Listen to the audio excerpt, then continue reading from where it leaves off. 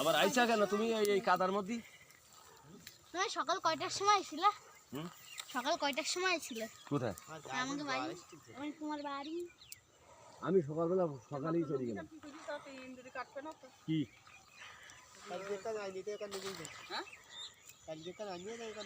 ইন্দুরি কাটতো কি? লুঙ্গি?